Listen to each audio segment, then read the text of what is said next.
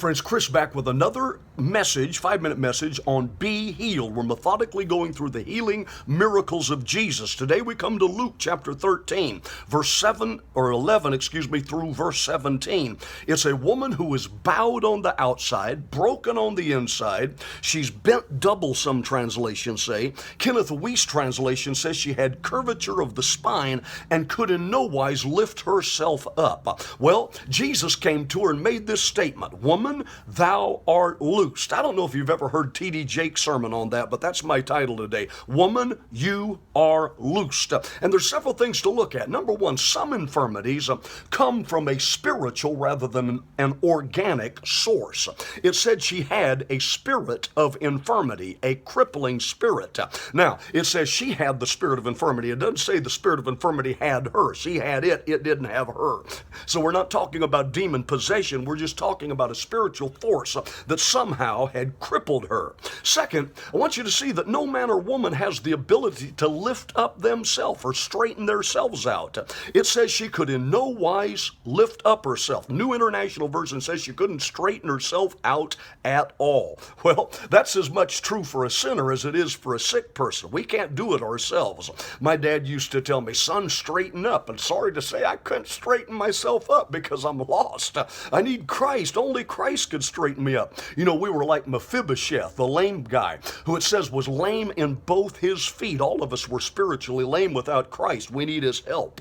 Then number three, faith speaks in the past tense as though it's already done. Jesus said, "Thou art loosed." He didn't say, "You're going to be loosed," or "Expect that when I pray for you, you'll be loosed." Thou art loosed. It's past tense. Listen, the healing has already taken place. It is finished.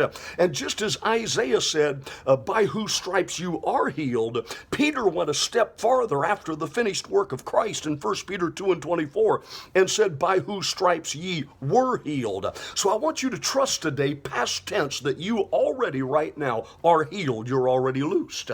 And then number four, all womankind was included in this pronouncement, "Woman, thou art loosed." You know, so many ladies have been on the short end of the stick, especially in Jesus' days.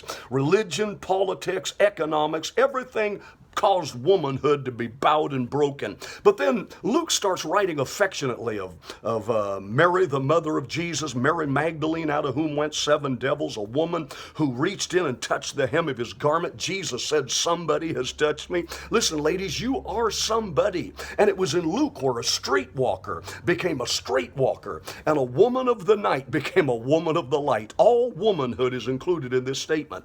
And then number 5, you need to put your healing hands to work. It says Jesus laid his hands on her and she was made straight. You know, there's so many nerves in the palms of the hands that they can transfer life to other people. That's why he said they shall lay hands on the sick and they shall recover. You know, even babies need to be cradled and hugged because there's an impartation of life from mother to child. And I heard about an experiment one time where lab rats were given a certain poison. Half of them died because they were never touched, but the other half were cradled and hugged and touched day after day by the experimenters, and they all lived. You need to put your healing hands to work. And number 6, then believers have covenant rights.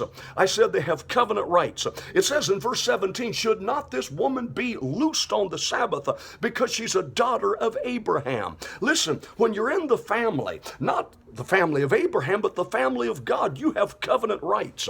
Listen what it says in Galatians 3:29. "And if you be Christ, then are you Abraham's seed and heirs according to the promise." And one of the promises is that you can be loosed, you can be freed from bondage, and you can be healed. And then point number 7, because we've had 7 points in all these messages so far. You're not to do your work on the Sabbath, but you can do his work.